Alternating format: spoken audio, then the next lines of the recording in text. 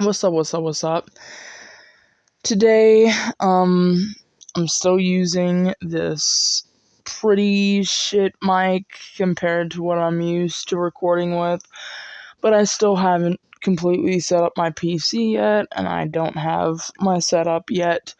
So, y'all are probably gonna have to bear with me for, um, all of these end of the year wrap ups with this mic, as well as probably January's wrap up, depending on what occurs. So, just bear with me. This mic is pretty shit compared to the one that I'm used to using, but, like I explained in last month's wrap up, um, that, um, the issues with my laptop and everything like that. So just bear with me. It's bad, but it's not too bad, guys. So it's bearable, or at least it should be. So we're gonna get into the December 2022 wrap up, um, which is the last wrap up, for the year of 2022. And like I said, I will be doing the top 20 movies of 2022 after this, and then I will also be uploading the top 5 books, or top 6 books that I ended up reading this year. So y'all are gonna have to stay tuned for that, because those are coming probably on the same day or days after this comes out. So just be on the lookout for that.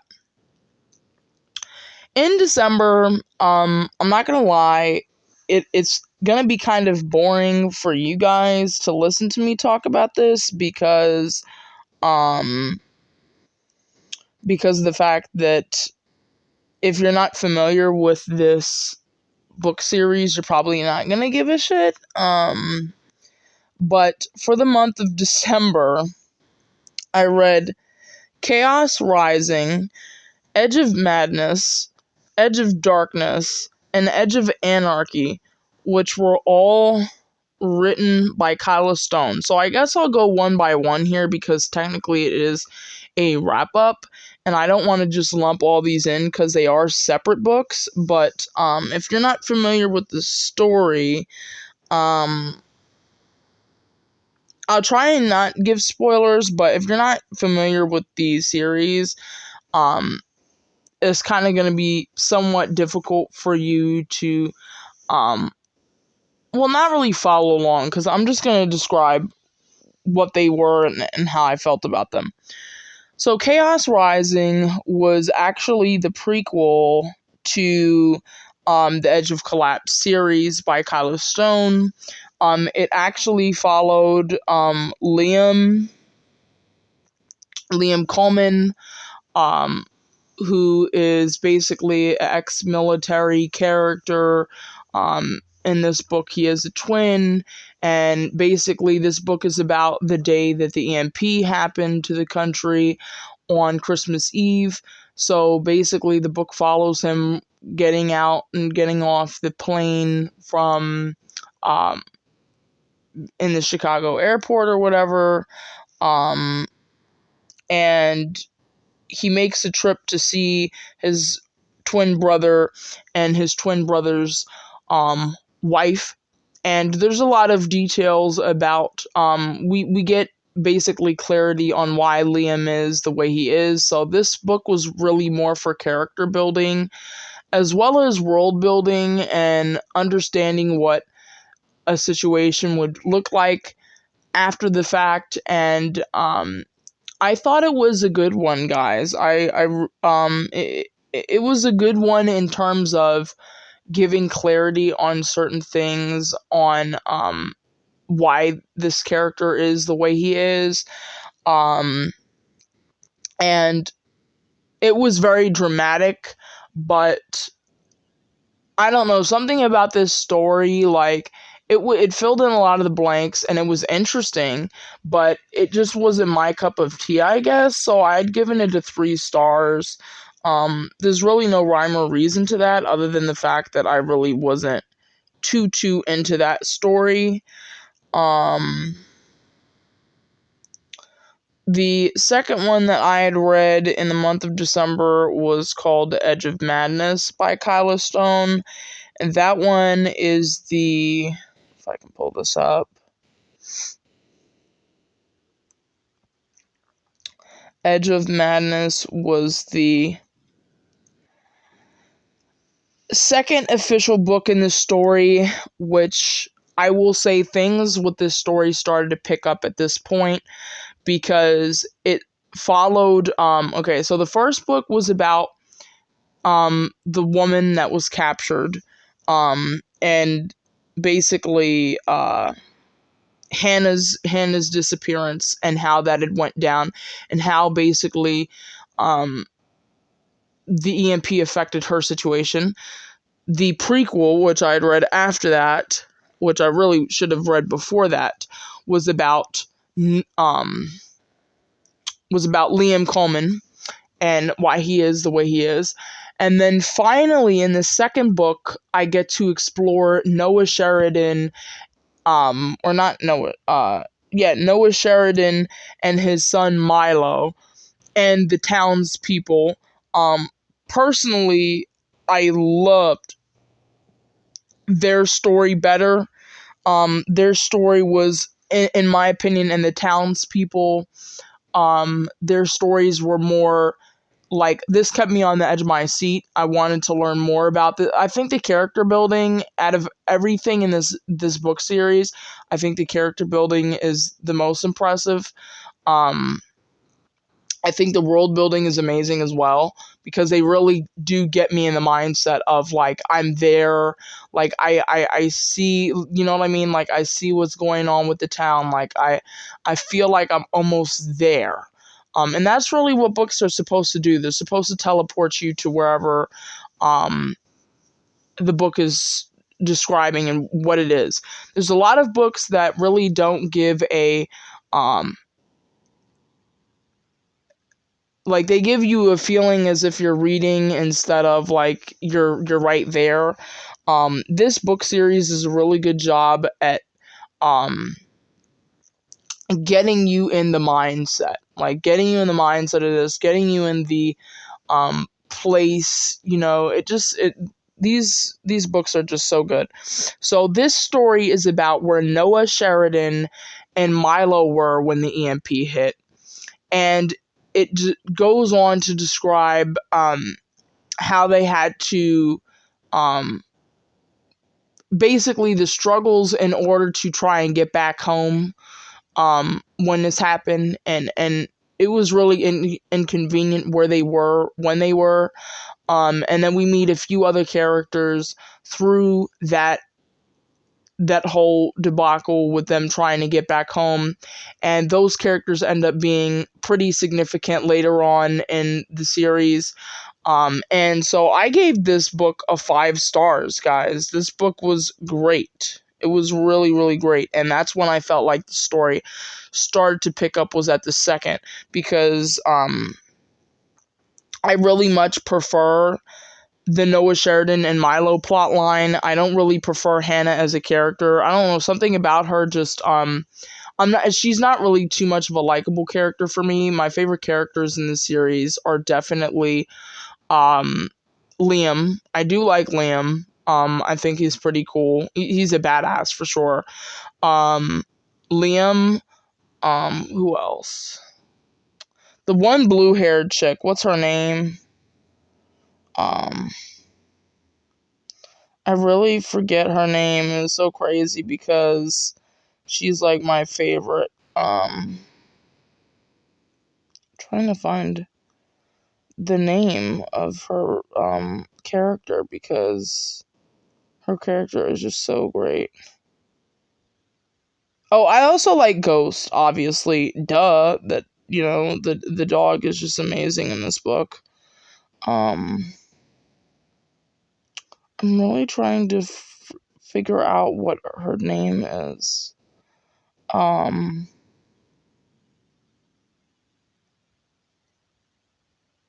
Anyway, the third book I'd read in the month of December was the third book. It was called Edge of Darkness. Now, if I'm correct, um,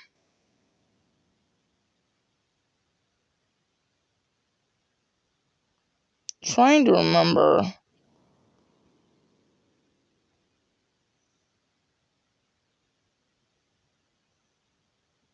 Um, what this book was like. Um,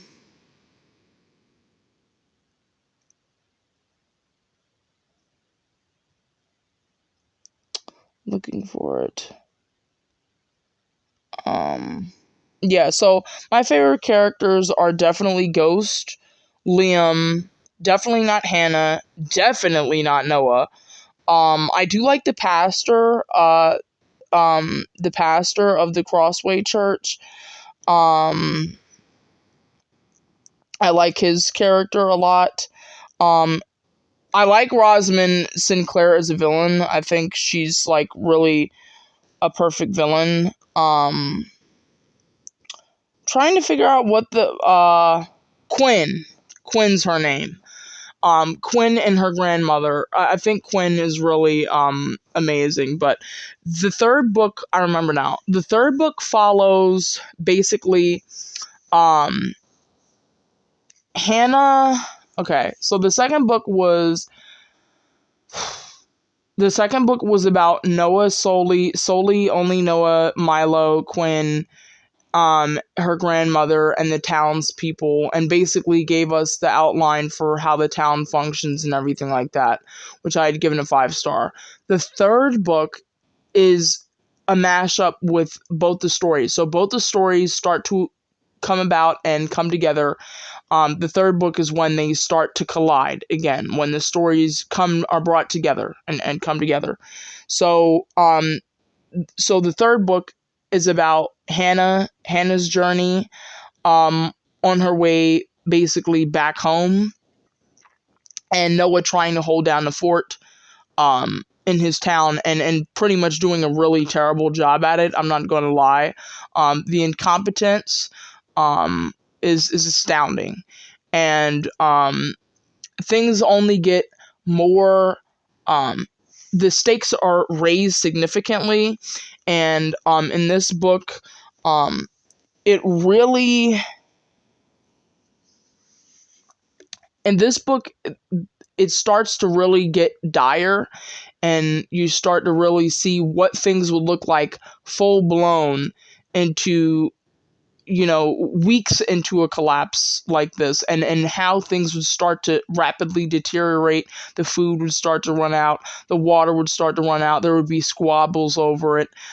People would start to do whatever's necessary, steal, kill, destroy for resources, and that's what the third book is about.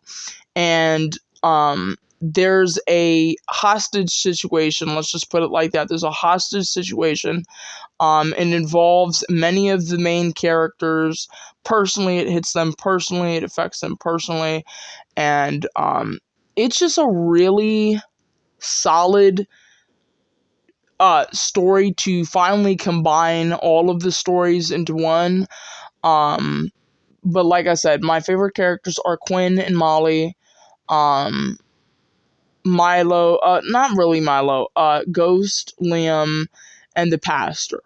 Milo's kind of cool, I guess, but Hannah, Noah, and basically the main family in this story, I'm really not interested in at all. Like, they're kind of they're kind of irritating to me. The whole main family, the Noah, Hannah, Milo, I'm not too big of a fan of. I'm a fan of Quinn, Liam, Ghost, and the pastor. And like I said, Rosamund Sinclair does an amazing job um, playing the evil villain. Now, I do want to say this.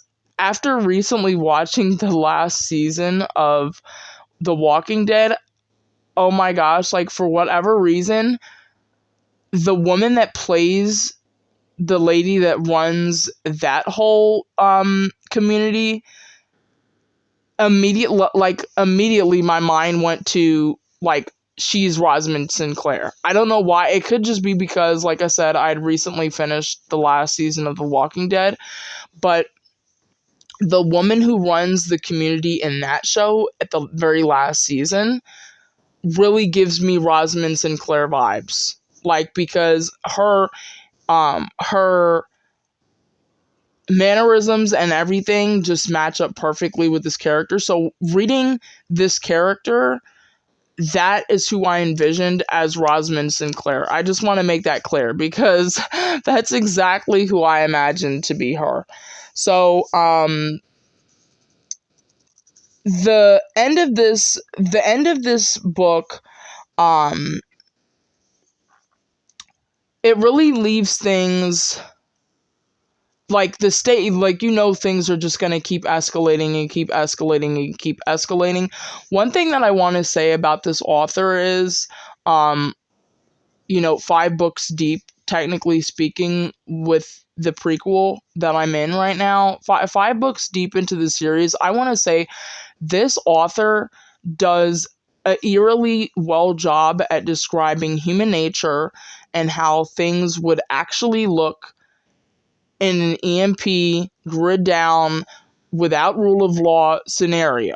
She does an amazing job at pinpointing the corruption of politicians, the corruption of parents. When given the opportunity, they will do whatever necessary in order to keep their kids alive. I want to say that she does a phenomenal job at pinpointing all of these major issues that would come up in a collapse. She does a really good job painting a picture. In fact, I'm reading this one review off of Goodreads right now, and this person had said, "My immediate thoughts upon finishing the book were, oh wow, scarily realistic on how people behave when things go wrong. The series honestly keeps just getting better and better. I have so many thoughts on what might be in the near future for Liam, Hannah, as well as Noah, Milo, Molly, Quinn, and the rest of Fall Creek. So many possibilities. So strange to be reading this during the current situation we're living through. To sum up, brilliant book containing all characters with lots happening on both sides. This seriously is a must-read, amazing series. I just want to read even more now." And let me tell you something else. The drama with the mayor and her son Julian, and the one and ending up finding out that well, I'll leave that for you guys to figure out on your own. If you just so many plot twists and so many predictable plot twists, but it's like she does such a good job writing characters, guys. Like, a really good job. Um, like really, he's the characters. Noah in this book, just like, I think Noah in this book, honestly, guys, like, each character to me represents something. To me, the character of Liam Coleman represents the lone wolf, the skeptic of the group. He's, very protective, the protector. Noah really represents the opposite side of that coin, where it's like a total beta male, somebody that's not willing to stick to their morals, somebody that's willing to bend and break and bend over backwards in order to maintain their level of comfort in life. They don't ever want to get their hands dirty. They don't ever want to acknowledge reality, and the brutal reality, which is humans are very evil sometimes. He represents a lot of different things to me, and I think that's what this character really does a good job at. She's painting a picture with every single character. Every single character is representative of some human nature, human trait. To me, Noah is representative of being a coward, being constantly in fear, and what that does to a person over time. And so those are, like, with those two, with that kind of love triangle going on in the series, she really does a good job of distinguishing 100% who's who. Um, to me, Quinn, she's representative of a strong, independent female who has been let down many times, and her heart is pretty much wax cold because every adult that she's ever known betrayed her in some way, shape, or form. So, and not 100%, she's got a soft spot, again, human nature. She's got a soft spot for her grandmother, who was her primary caretaker growing up. I think that she does such a good job at really showing humanity here, and what uh how that plays a major role in a breakdown of civilization. She does with Hannah. With Hannah, it's there's really see, that's why Hannah is kind of my least favorite character, because she's so bland. There's really not much to go for. I mean, she was a victim. She came out on the other side. Um, she's 100% a mother at the core. But there's really not much to add on to that. There's really no additional like, there's not much else I could say about Hannah other than she's a mama bear, I guess. And the fact that she'll do whatever is necessary to save her child. Um, I'm trying to think of what else she really brings. I mean, she's totally flawed. That's a fact. I think she's the most flawed character, one of the most flawed characters in the book. Um, and so maybe that's why it's so difficult to describe her, because she's so flawed. To me, uh, Milo represents this like innocent kid that is now having to grow up faster than he expected, because of the circumstance and because of the way in which the world is for him. And the pastor really represents, because he's also a military vet in this story, he represents a strong-willed man of God, who at times, knows when to, um, he really represents the moral conflict in all of this, and when is it time to basically, um, there's a time to place basically for, um, in this type of situation for, um, getting violent. There's a time to place for it, and to me, he's a representation of, well, what is that time and when is the place?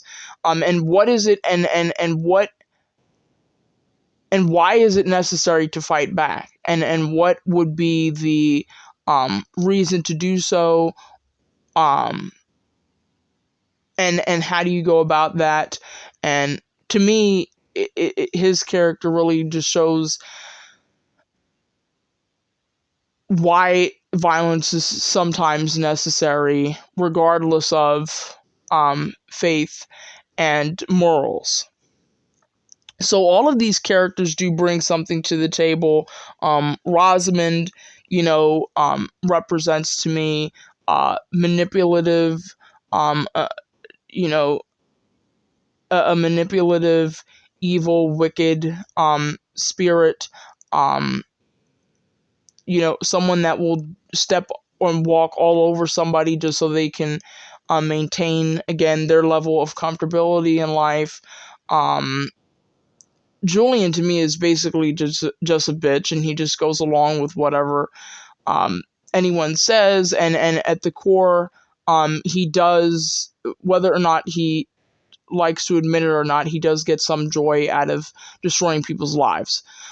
So all of these characters bring something, and with that being said, I'd rated Edge of Darkness actually a 4 stars, only because Hannah was started to be in the whole deal, and I absolutely loved the plot line, but Hannah kind of ruined it a little bit for me, and yeah, just Hannah just didn't really impress me too much in this book, so that's why I gave it a 4 stars. I know that seems like a silly reason to rate a book of 4 stars, but I'm just being honest with you here. I don't, like I said to you guys before, I don't really have an exact way of measuring things when it comes to rating books. I just rate them how I feel. Okay. Edge of Anarchy was the last book I read in December, and this was by far the best one. The best one. Absolutely 100%. Absolutely 100%. This book did not disappoint. The stakes were raised again. The stakes were extremely high. That's what made this book so amazing. What also made this book so amazing is the revealing of everybody's true intent in this book. The drama between Noah, Liam, and Hannah was chef's kiss. The drama between Rosamund Sinclair and basically her going haywire over what had happened to Julian and what had happened at the Crossway Church, or whatever the church is called. The drama just, and the threats, and the all of the dirty laundry basically gets revealed in this book to every single character, and it is so this book was so necessary.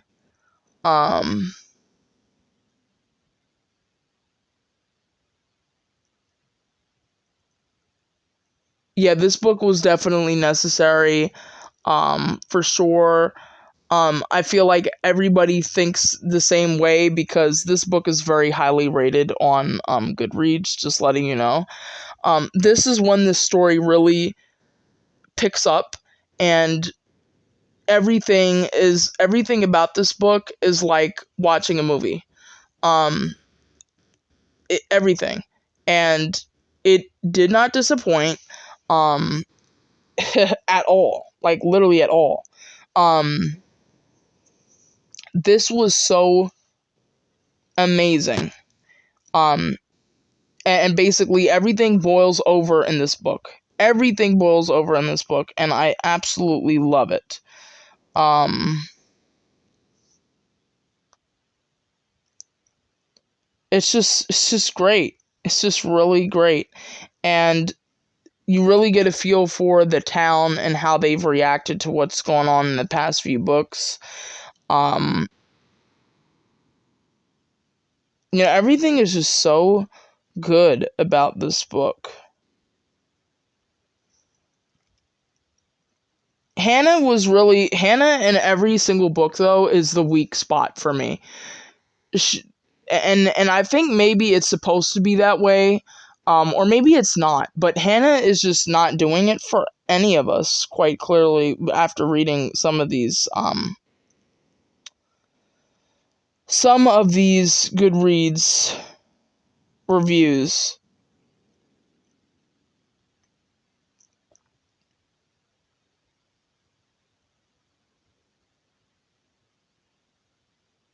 Um,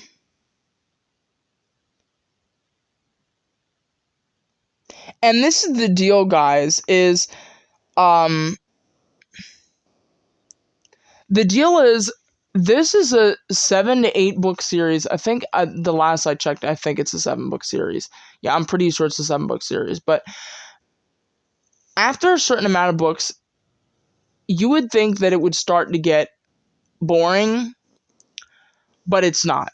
But it's not. Currently, I'm in the process of reading the 5th book. Um, and I will be honest, I'm not liking how it's starting out. I'm just not a too big. I'm not too big of a fan of going back to try and resolve something that was already in my mind resolved. That's my main problem for the 5th book, is I'm not enjoying how it's starting off. Um,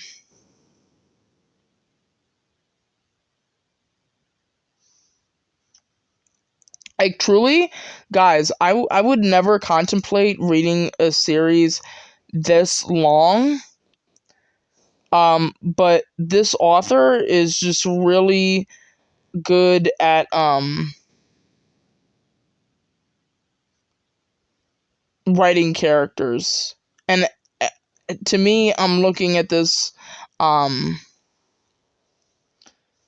these reviews and I'm seeing that, you know.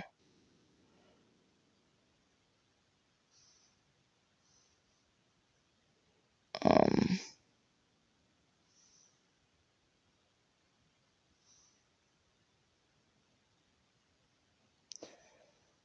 I think to me, I don't know. I thought that most of this book was the fourth one was kind of, again, predictable,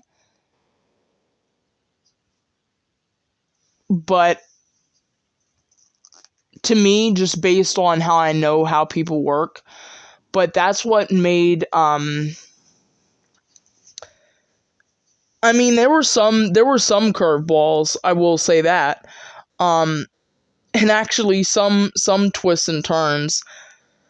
The fourth book was so good. It was finally the pot finally boiled over in the town, and it was so satisfying to see it all play out.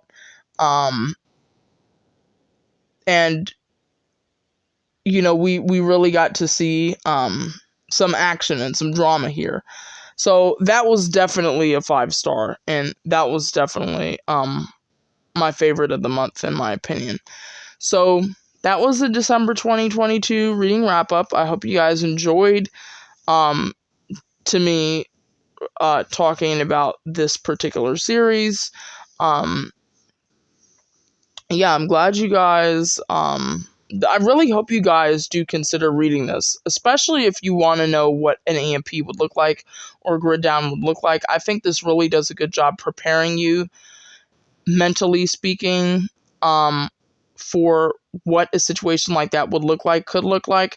I always tell people it's important to give your brain these little exercises on things like this, so you understand what the possibilities are before something happens.